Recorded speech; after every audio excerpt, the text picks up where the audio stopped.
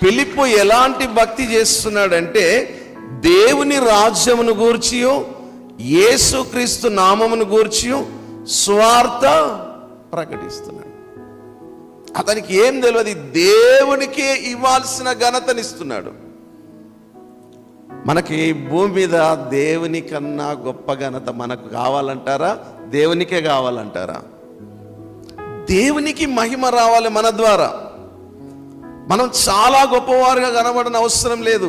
దేవుడు అంటాడు, ప్రభు దృష్టికి మిమ్ములు మీరు తగ్గించుకొనుడి, అప్పుడు మీరు ఏమైతారు? హెచ్చించబడతారు. Very good.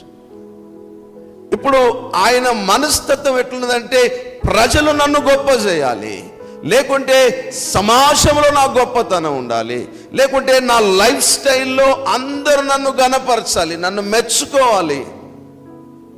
నా అభిషేకాన్ని చూసి, నాకున్న పాటల తలంతును చూసి, నాకున్న విశ్వాస జీవితాన్ని చూసి వాళ్ళందరూ నన్ను గొప్ప చేయాలి.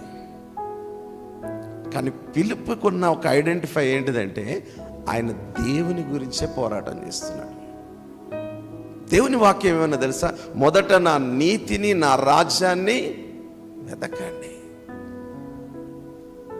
ఏమున్నదమ్మా, ఈ భూమి మీద 4 రోజులైతే భూమిని విడిచిపెట్టి ఎవరైనా వెళ్ళాల్సిందే.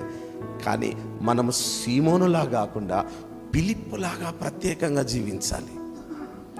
ఫిలిప్పులో ఉన్న ఒక ప్రత్యేకత ఏంటంటే, మనం కింది వచ్చిన 12వ వచనం చదవండి అమ్మా. అయితే ఫిలిప్పు దేవుని రాజ్యమును గూర్చియు యేసుక్రీస్తు నామమును గూర్చియు స్వార్థ ప్రకటించుచుండగా వారు అతన్ని నమ్మి పురుషులను స్త్రీలను బాప్తీసము పొందారు. ఇప్పుడు ఈ సీమోను వారు చూసినప్పుడు లక్ష్య పెట్టారు తప్ప ఈయన నమ్మలేకపోతున్నారు. అతడంటే నమ్మకం కలగట్లేదు, అసలు అపనమ్మకం కలుగుతున్నది.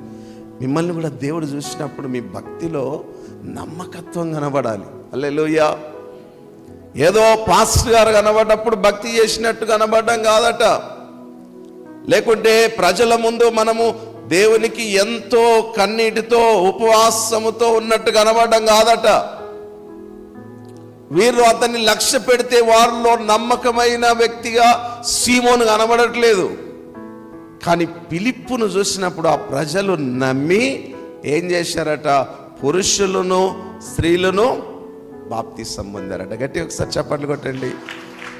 ఇప్పుడు ఫిలిప్పును ఎందుకు నమ్ముతున్నారంటే, ఫిలిప్పు చేసే భక్తిలో, విశ్వాసంలో దేవునికి ప్రత్యేకమైన స్థానాన్ని ఇస్తున్నాడు.